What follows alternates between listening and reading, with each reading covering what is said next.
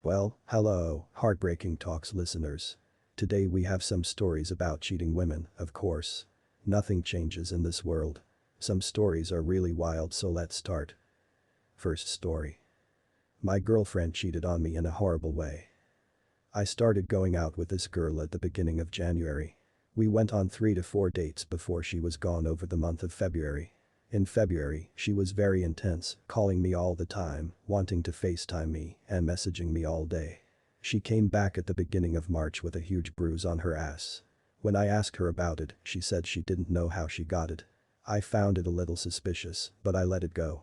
She did mention once how she liked being choked until almost passing out in bed, which I never did and was a little off-putting. After she came back in March, we were inseparable, hanging out sometimes for 48 to 72 hours at a time. She was on her phone a lot of the time and quickly hid it every time I was close to seeing her screen. She went back home for a couple of weeks and came back last Monday. She asked me to pick her up from the airport at 2 a.m.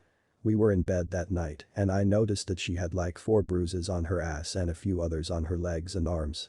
I found it very suspicious and asked her about it. She just said she bruises easily and was horseback riding, which she wasn't.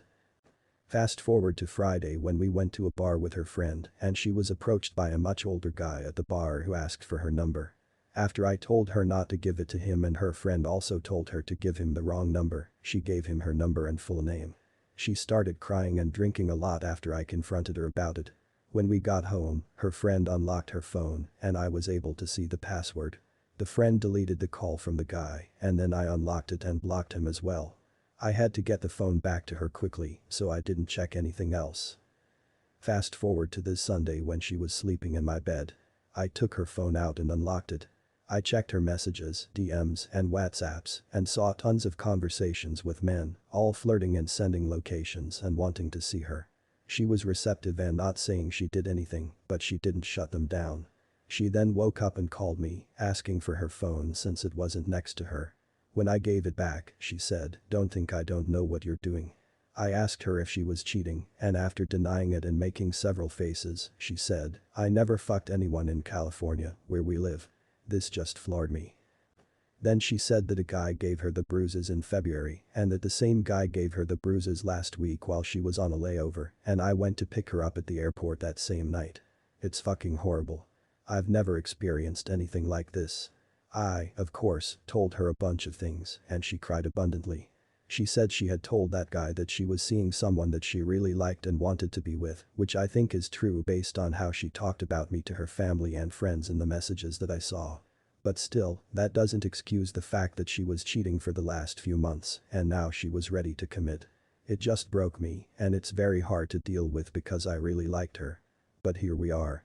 It just sucks and I'm trying to get over it as soon as I can. Feels like fucking fiction. Second story. And don't forget to drop a like and comment your thoughts. So. Never thought I'd be here, but yet here I am. This weekend my wife, 38F, and our daughter, 13F, went to visit her mom. I couldn't go because I couldn't get the time off work and we decided it would just be a girls' weekend for them. I'm a firefighter in a large southern city and I'm on a call and gearing up when our dispatcher calls in to tell me that there is some emergency. I'm not really needed on the work call, so I get my cell phone and find a bunch of texts from my kid and a couple from a number I don't have in my phone. In the course of about 11 text messages, I learn that my daughter has gone ice skating and fallen and broken her wrist. She's in the emergency room but cannot get treatment because no one can find my wife. The number that I don't know belongs to a friend of my wife's who has gone to the emergency room to sit with my kid. She was the chaperone for the girls who had gone skating. So I call this friend and after a lot of hemming and hawing, she admits that wifey has gone to dinner with some random guy. Well, we always leave our location shared with the family because of my job. And sure enough I pull up an address and Google it and it's a fucking hotel. This was 10 p.m. It's now almost 4 hours later and she hasn't answered my texts, but she did finally call our kid. I have permission and insurance information and she got a cast and a referral to see an orthopedist when she gets home. The friend took our daughter back to her grandmother's and texted me. She said, "I'm sorry you had to find out this way about Dan. Apparently it's been going on every time she's gone home that I haven't gone. Meanwhile, I've worked countless hours of overtime to pay off our house, take us a nice vacations, send our daughter to the most expensive private school in our city. I'm a fool. Update. Spoke with a lawyer as many of you suggested. During that conversation I realized that she doesn't really have a lot of access to money that is hers. Removed her as an authorized user of my credit cards. Put two-factor authentication on just about anything else that she might try to get her hands on. Pulled my credit report to discover that she opened a joint credit card I didn't know about. Since I'm on the account as well, I was able to log in and print out the charges, a basically perfect timeline of restaurants and hotels that she has paid for. Turns out she also has accounts on Tinder and Bumble, which showed up when I combed through the last few phone bills. Have a pal who is a deputy sheriff in these parts who is going to be here tonight when she gets home. I've gotten her a room at a nearby hotel for the week and paid for it up front. She can sleep there for now and figure it out on her own starting tomorrow. Daughter and I spoke and she knows what is up and is angry at mom. So next steps are to find someone for her to talk to. Thanks to my job I've got great insurance, so that is one less thing to worry about. Decided I am also going to come clean to her mother once wife and daughter are on the plane back here. Taking a couple of days off to deal with this. Okay, brothers. We move to the next story, so please drop a like to support my channel. Mia Hall told my wife's friend that her taste in men is the reason she's a single mom. I am a 29-year-old male and have known my wife, a 30-year-old female, and her best friend Jess, a 29-year-old female, since we were all 11. We attended middle and high school together, but I wasn't part of their social circles. I was always one of the nerdy, awkward kids, while the two of them were both very popular. My wife, in particular, was extremely popular because she was and still is extremely beautiful, kind, and intelligent. She was even our student body president and valedictorian. Jess was also very pretty and similarly popular, and they've been best friends since kindergarten. My wife and I started dating our senior year of high school after we were paired together to complete a project in one of our classes. We realized that we got along really well and she asked me out. I definitely wasn't saying no to her, but Jess from the very start did not respect our relationship and firmly believed that my wife could do much better. She has, in a decade plus since, consistently told my wife that she is out of my league, that I was lucky she settled for me so young, and that my wife belongs with a more attractive and successful man. Now, I'm the first one to admit that my wife is out of my league. She is far more attractive, makes more money, and is just generally an amazing human being. But hearing it so often doesn't exactly feel good. Jess has also tried to convince my wife to cheat on me multiple times and has even tried to set her up with other men because she doesn't approve of my wife and me being the only partners either of us have ever had. Jess has a 5-year-old daughter whose father bailed on her and she raises her as a single mom. Jess actually dropped out of med school to raise her daughter once she realized the father was not going to be in the picture. My wife and I absolutely love her daughter and love having her over. We just had a date on Saturday night, so she left her daughter with us for the night and came to pick her up on Sunday and stayed for lunch because I was preparing lunch for everyone and her daughter was playing in the yard. Jess and my wife were talking about her date. Jess was going on and on about how attractive the guy was, how good he was in bed, and all of the details, but I just ignored it.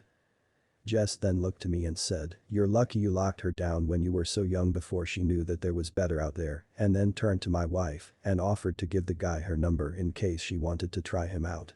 I got really angry at that point, so I just said, "I doubt you know anything about better, because your taste in men is why you're a single mom and not a doctor right now." Both of them just stared at me in shock, and then Jess called me in a hole and left quickly with her daughter. My wife has been upset with me since, so I have to ask. Amarillo, edit. I just wanted to point out that my wife acknowledges that what Jess said was inappropriate but thinks that what I said was unnecessarily cruel. It was always Jess's dream to be a doctor like her dad, especially after her dad passed away, and now that's probably never going to happen.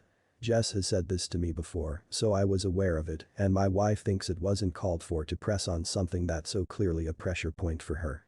Jess also frequently bemoans the pains of being a single mom and about how all of the guys she goes out with ghost her as soon as she mentions her daughter. This is mainly why my wife's upset with me, because she thinks I purposely hurt Jess, while Jess's comments are a joke and aren't meant to hurt my feelings, which is probably mostly true. Next story, funny one, by the way. So. Girl from work cheated on her boyfriend with me while he had COVID. By the way, I already know I'm a jerk and I feel terrible. I promised myself to never do this again with anyone. During COVID, I started this job. It was peak COVID, so there was a 2-meter rule, face masks, and everyone had hand sanitizer on their desks, etc. If you got sick, you were instructed to stay home and not return for a week or two if you had COVID. 1 year into this job, a girl joined our team. We'll call her Kay. She was really pretty, and I didn't waste any time starting casual talks with her. While talking to her for a few days in the office, she started to come with me on break time, taking breaks and lunches at the same time. At this point, I didn't know she had a boyfriend because she never mentioned one. She told me she coaches basketball in her previous jobs, etc., but never mentioned him. One day we were chilling at break and she got a phone call and I knew it was her boyfriend because of the conversation going on. I was like, damn, oh well, and forgot about it. But she still came on breaks with me, which was normal by now. One night she sent me a snap, just asking, what are you up to? I just said nothing much and she then proceeded to have a conversation with me on Snap, but every time she sent a pic, it was with her legs sticking out of her bed or basically her cleavage. The conversation never got dirty, but I knew what was going on. The day after, we were in the office and she had to stay back as her workload was big. I stayed and helped. After this, she asked me if I could chill with her for a bit. I said sure and we went to a spot that had a view of a river. At this point, I literally do not remember what happened, but the conversation went really dirty. I think she mentioned she had nipple piercings and so I asked to see. She said she'd show me pics and started showing me pics of her nipples and nudes. She then started kissing me and one thing led to another. She started giving me head. After that, she started giving me head on pretty much every break time in my car. Then one day, she tells me her boyfriend has COVID and she can't see him for 2 weeks. I asked her what she was up to after work and she said nothing. So I invited her to a hotel while her boyfriend was homesick. He called her while we were mid, but she didn't answer till after we got done. As if this wasn't bad enough, she later broke up with him, called me crying at 12 a.m, so I had to go see her, only for her to start kissing me and everything. Then he calls while we're kissing. He was on loudspeaker as the phone was connected to the car's Bluetooth and he started crying and whimpering for her. But then she laid her head on my shoulder and started tugging on me. At this point, I wanted the ocean to fly over and crush me. Never again. By the way, I know I am at fault too, but I was 25 and she was really attractive and was coming on to me hard. One more story for you guys. Today we have tons of fresh real stories. So. My wife and I have been married for 8 years and have 2 sons. About 3 years ago, before our second son was born, we used to attend a Christian church where we loved the pastors. They were always there for us like their own kids, which is why we moved so far to attend their church. At my new job, I was getting stressed out a lot because I never had a full staff and was always working. When I would come home, my wife would ask me if I was going to church. Being so tired, I would tell her no. Just to remind you, they had church 4 times a week and at this point, I was only going on Sundays. We started arguing a lot because she said that I wasn't showing her enough love, never paid attention to her, and never wanted to go to church with her. I kinda get it, but at the same time, I don't because we would always go to the mall or do something else. I started noticing she was texting on her phone all night and when I asked who she was talking to, she would tell me her best friend from church. This was fine by me because we hung out with them a lot. They were another young couple from church and the husband was the pastor's nephew. We all played in the church band together and hung out a lot. My best friend was Daniel. Months went by and one day my wife was crying in the bathroom. I asked her what was wrong and she said she was pregnant. The last time she found out she was pregnant, she made a big deal and was so happy. This time, she was crying. I told her I was excited about our new baby, hoping it was a girl, but she just kept crying. I asked her what was wrong and she told me she had a confession to make. My heart sank into my stomach. She told me she didn't know if the baby was mine or my best friend's. I immediately knew it wasn't mine because she always forced me to use protection. When she told me they had been having sex, each time was without a condom because he said to her he couldn't have kids. She wanted an abortion, so I drove her to get one. After that, we had sex without protection and she immediately got pregnant again. This time, our second son was born. I would have left her, but at that time, my grandpa who lived with me had passed away, and I didn't want to be alone. Now fast forward to now, it haunts me every day, and what's worse is I feel like she is at it again. She went back to church, but not the same one, and now she comes home at crazy times. She leaves me with the kids one day and takes them the next. I don't know what to do. I don't love her, but I don't want my kids to suffer because they really love her. However, she doesn't take care of them, and of course, they love me too, but they prefer their mom. I don't know what to do. It sounds like you're going through a difficult time. It's important to prioritize your children's well-being and safety. Have you considered seeking counseling or therapy to work through your feelings and figure out what steps to take next? It may also be helpful to speak with a lawyer to understand your rights and options in terms of custody and divorce. Remember, you deserve to be in a healthy and respectful relationship. It's important to take care of yourself and your children during this challenging time. Next and the last one story for today. I met a man online. We were both in unhappy marriages. We clicked immediately. He confided in me that he was bipolar. I didn't know much about this illness but didn't care because I liked him. About 2 months into our relationship, his wife found out about us and he moved out. She filed for divorce. I supported him emotionally throughout his divorce. I was still married but extremely unhappy.